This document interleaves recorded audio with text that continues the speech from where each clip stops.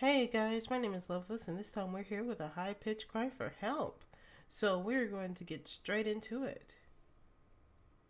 The second they went through the hospital door, everything went too fast and too slow at the same time.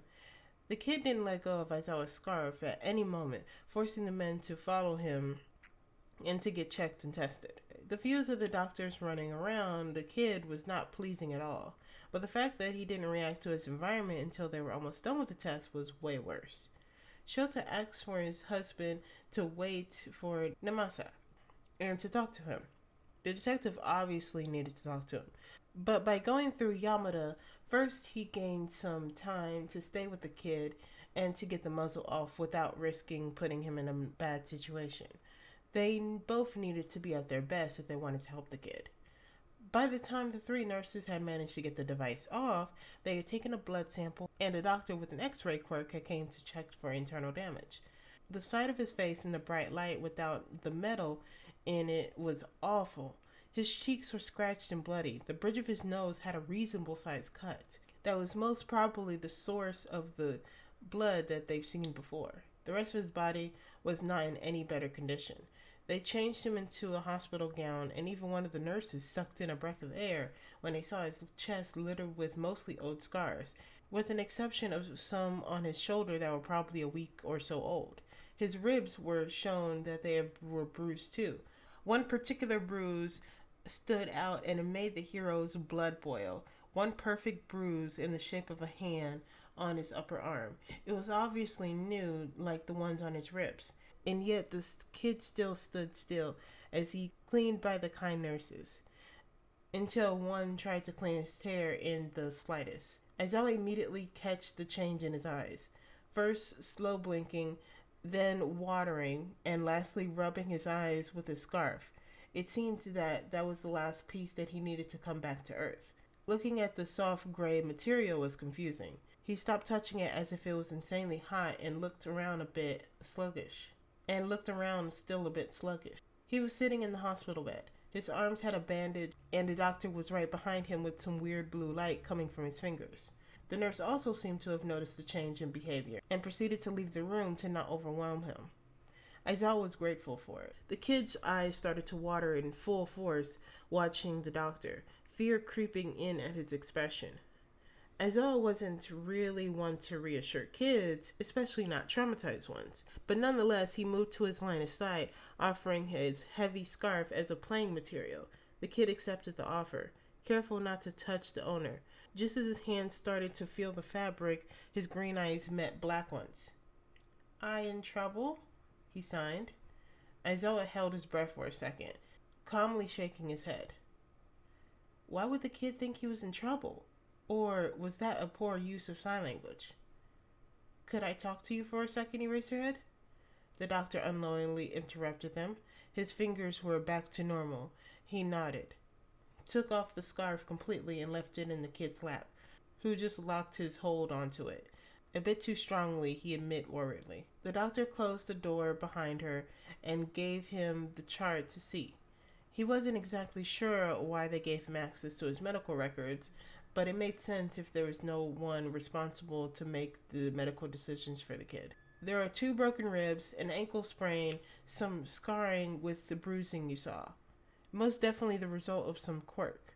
She started looking blue, not really worrying about the wounds, and normally we would heal it with someone's quirk, but she turned to see the door. The little square of glass let her see inside if she took a step back. In this case, we cannot use any kind of quirk because he wouldn't be able to handle the drawback. He is severely malnourished and is breathing, and I'm guessing he has some type of respiratory infection. The lab results should take a day or 2, at most. She saw the kid with deep sadness in her eyes. It was going to take a while before he's in good health, and we need to put his vaccines up to date. "Do you have his vaccine records?" he asked, confused. Yeah, of course. He was born at the same hospital." There was no way. They'd been at the hospital for maybe an hour and a half, and they've already figured out who the kid was? As I started to quickly flip through the medical files, at the bottom was a birth certificate, Izuku Midoriya. Midori? As in green? Part of his name was literally green? Fitting, at least. He would take a copy home. He kept going through the pages and stopped at his birthday. Wait, he's 6? The tired man couldn't help the sound of surprise. Yes, but he's severely underweight, and that probably didn't help him gain any height either. The woman looked at him for a few seconds, as if thinking of her next words. I didn't find anything, but his mother is a nurse. She worked here up until last year, I think. I'm sorry I can't give you more to look into. That is plenty, thank you. As Ella saw Mike across the hall, he nervously smiled and came to encounter leaving Tsukachi behind. The poor man is still in his pajamas and with only one hearing aid in, probably because he was in a hurry to get them. His wedding band was on, though. Automatically lost some tension on his shoulders at the sight. They always help the other to get grounded. Sho, how's the little listener? Can I see him? Did he say something? He mumbled, moving his hands all around the place. The doctor looked at him, stunned. She most likely didn't recognize him out of his hero uniform. He's in good hands, but some recovery is ahead of him. He settled instead of going into detail. He passed the files and pointed to the door. Do you want to say hi? He's scared, so don't be funny. Mike looked at the doctor, and she seemed to understand that they wanted to talk alone. So she went back in with the Zuku, making sure the kid could see the hero from the little window. As Ella had to admit it, it was adorable the way the kid looked at the window every 30 seconds, pretending he wasn't looking, but still softly petting the scarf in his lap. His eyes landed on Mike again, who looked up, to put it slightly, suspicious. Mike had his eyes full of tears and his cheeks were going red by the second. A huge contrast with his creepy smile, eyebrows raised. Aizawa thought something was really odd. Maybe he was nervous? They took the thing off, he added, but the expression didn't change. It was getting weird. He has a little blood on his nose, but if you don't feel up to it, you don't have to meet him. There was a long silence that was giving Shelta a bad taste in his mouth. What kind of charade was he playing? Well, actually, yes, I do have to meet him. The declaration sounded odd. Almost mischievous. And why is that? He was kind of used to his jokes and funny things, but it really didn't seem like the time or place. I love you, Zashi, but you can't be funny with the kid now. I really do hope he loves me. A nervous laugh was all it took for Aizawa to know what he was playing was already unstoppable. Because I used my emergency foster license. You did what now?